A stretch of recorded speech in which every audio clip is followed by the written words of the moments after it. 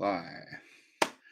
What's up, beautiful world? I am Dank, the pirate poet, coming at you here locally. I'm in Lafayette, but that's still in Boulder County, part of Boulder.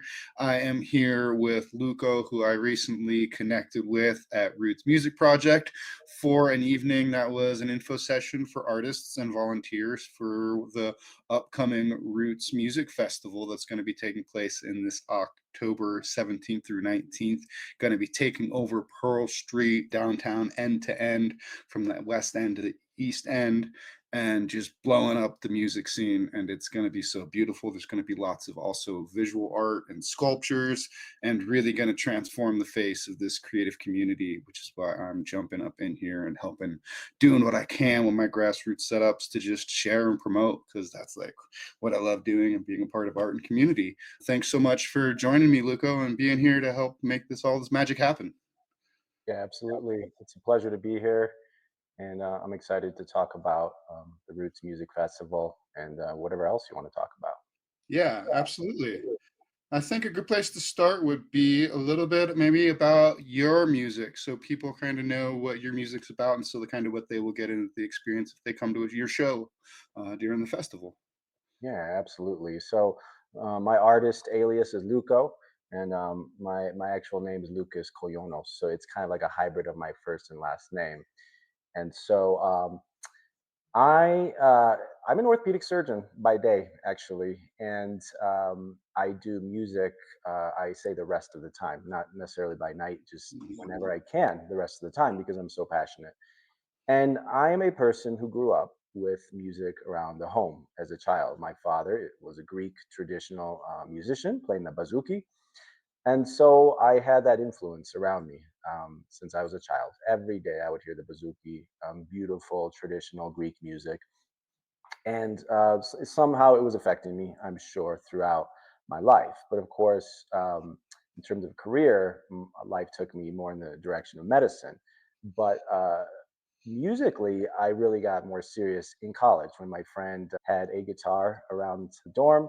And I said, "Hey, can I try that?" And next thing you know, I was getting the calluses. We were playing alternative rock. I bought an electric guitar and an amp, and things just got kind of out of control in a good way. I love it. So I did some formal band work, but it was a lot of jam sessions and blues clubs and stuff. I grew up in the Midwest in Chicago. And so there's tons of culture there. I could go to Buddy Guy's Legends in Chicago, for example, and just get up on Monday nights and play with some guys. And that was my introduction to live performance. Well, that led more into when I had the time, production. Getting software like Fruity Loops or Logic Pro or now Ableton. And I'm pretty analytical and I love creating. And with guitar, my happiest time is improvisation when I'm making something new out of thin air. So that really lent itself to, creating music and producing it from scratch. And so fast forward to where I am now, I committed over the last 1 to 2 years to get real serious about this because, as an artist, you just have, I think many artists would agree, something just pulls at you. You have to get it out. You have to express that art and you want to share it. You get some kind of satisfaction or bliss from doing it yourself. And for many people, that's enough. But for a lot of artists, you want to share it and you want other people to maybe feel that similar feeling you did, or maybe something different, but to have it affect them. So at this time, I got serious about production. And more along the lines of electronic dance music, EDM, dance, house. I would say my music is usually melodic. The BPMs are 120 to 130, and it's stuff you can chill to, but also you can dance to, and a lot of synthesizers and cool different funky components, sometimes experimental, and really just kind of being creative, just having fun with it. I've really been on a push to create and release music, and so I have 23 songs now on streaming services. So typical artist, I make a lot of music, but I don't promote it. But I'm getting better about that. Promoting on Instagram, promoting myself, building my brand, and on Instagram, my alias there is LuKo Musician, And it's interesting because that's what was available. But I do think of myself as a musician first and foremost, rather than a DJ or a producer even. So I'm influenced by music as a musician, creating, even though a lot of it is via laptops and virtual instruments these days, how we're actually making the music. But I try to have my music be musical, if that makes sense. Um, so yeah, that's kind of where I'm at. So now I'm, a producer making dance music to perform it. Like generally, you become a DJ. You play your music out. Some DJs have live elements, which I aspire to doing some guitar or keyboards along with it. But for now, I'm DJing my music, getting out. I was recently at the Fox Theater, had the opportunity to play at Roots on New Year's Eve, and now this is a huge opportunity to play at this inaugural festival. So I'm super super excited, super thankful for the community. Oh, I love it. That's beautiful. And I love how your journey in the community has just kind of fostered you to where you are at. And you just always had this deep love and appreciation for art while also still going like the whole path of like the orthopedic surgeon and still like having that call. I feel that a lot. Like for me as an artist, I've just been like obsessed is probably like the understatement of a lifetime. Oh, Mhm. and I just know like showing up in community, like that's kind of this two-way street with art and kind of the art world, and that's kind of why I'm here like in this process of doing this and connecting with you, Yeah, to help promote and share that, and through that community we can uplift each other, and it's like so rad. yeah. So how you've been producing for like a couple years, but like when did was this that show, was it the before New Year's at the Fox? Like, so this is getting out and playing like, pretty new, like in the past like year and a half or like 6 months. Yeah, exactly. It's newer for sure. Yeah, part of me wanted to build.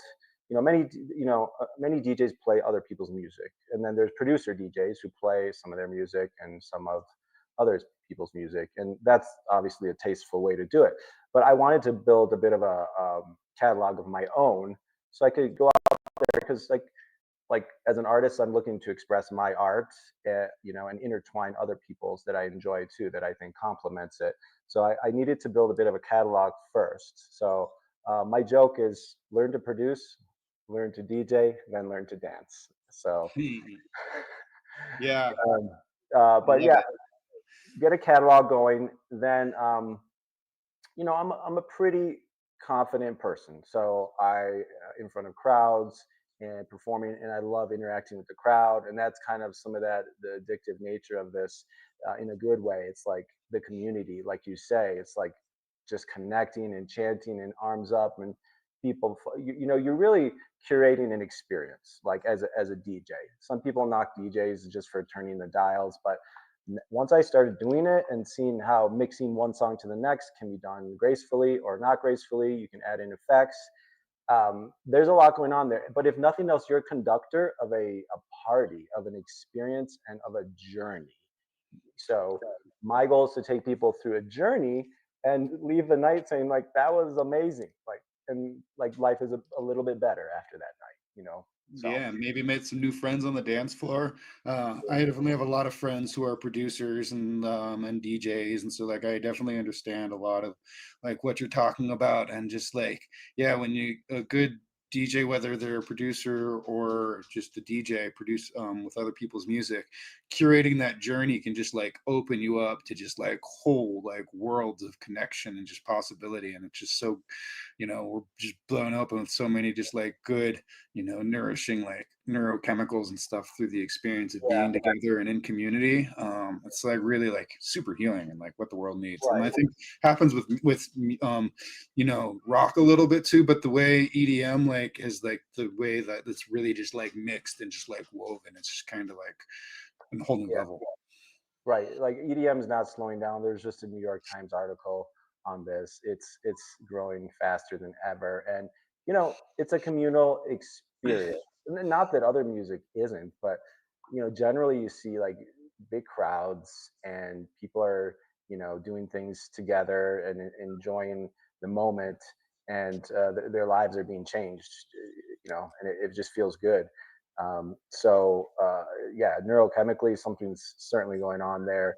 And I always think about a lot of this, I do love that genres of EDM are very getting very diverse and blending, and it's very cool, very interesting. But much of it's built off a quarter note beats, and there's something tribal there about boom, boom, boom, boom. It's super simple, but it's most of these songs are built off that. You know, not that there's not other beautiful music worldwide that's different than that, Yeah, but yeah, but exactly. I totally understand. But yeah. yeah, there's definitely something special there. My friend Buddha Bomb, um, back in the day, who was a large member of the EDM community here from like probably like the early like in the 90s like till a couple years ago when he passed. Mm, But yeah, had sent me some articles about all of that and like some of the science behind it, and it's, yeah, it's beautiful stuff. yeah. uh, so yeah, do you wanna we show you were talking about earlier about like being able to pull up some of your tracks, and so we could maybe get like a little behind the view of kind of what is going on here. I can bring that up here to the screen and we can just, yeah, look or check it out. Let me know when you can see it. I can see it. Yeah, it's here. Sweet. So this is the program Ableton. These are Hey, called cutie. digital audio workstation. Your DAW is what you create music in. Um, and I often will just be like casually jump on here and just throw down a couple beats, couple notes, and just play around. And sometimes it turns into an actual song. Like up here it says new song, Trancy. That's so, but you have your layers basically, right? Like, and I can press play here. Tell me if how the volume is. It's good. It's okay? Yeah. Okay. Let me turn down just a tad. So here you have kind of a shaker beat up here. Here you have some ambiance. Here you have a bass line that's pulsating. Here you have a synthesizer, and here you have another synthesizer down here. And these are called MIDI notes. These are MIDI notes. See, these are real notes, but this is the way a digital instrument works. And you might be thinking, what do you say in digital instrument? Well, watch this. I will show you this actual synthesizer. Here it is. Okay, so let's press play on the entire song.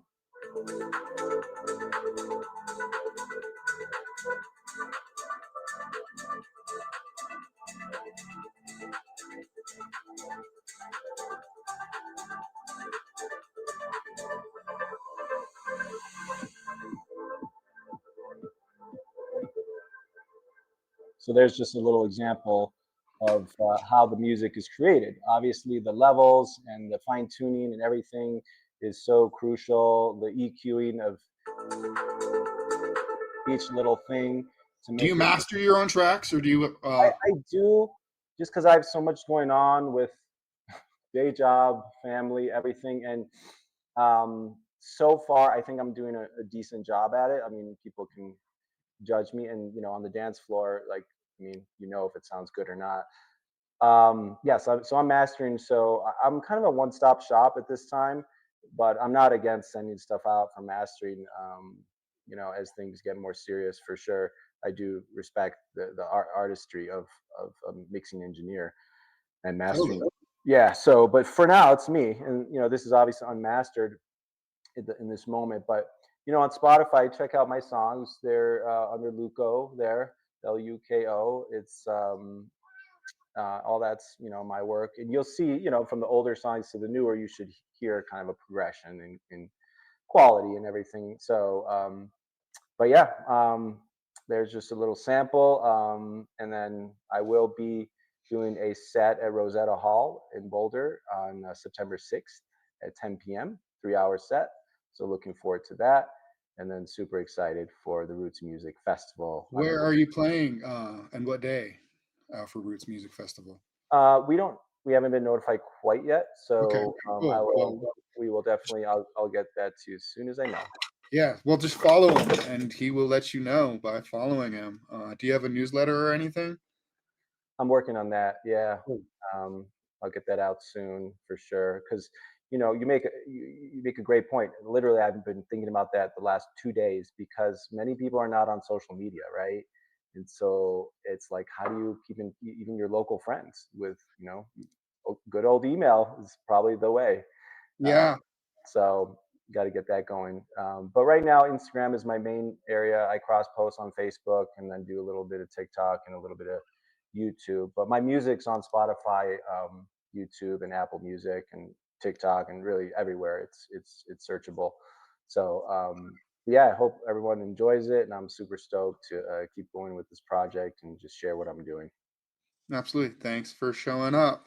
And thanks everybody for tuning in and listening to us talk about his wonderful music and promoting the Roots Music Festival coming up this October 17th through 19th in Boulder, Colorado, put on by Roots Music Project. And we are seeking more volunteers. I am a volunteer. This is volunteer work. This is work of the community, work in art, creativity. This is like how we show up and care for each other.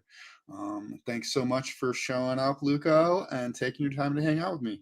Yeah, thank you so much, guys. We look forward to seeing everybody at the festival. It's going to be like nothing Boulder's ever seen. So go ahead and buy your tickets now, and we'll see you there. It's going to be amazing. Yeah, inaugural edition of Roots Music Festival. Woo! Yep. See you there. Cool.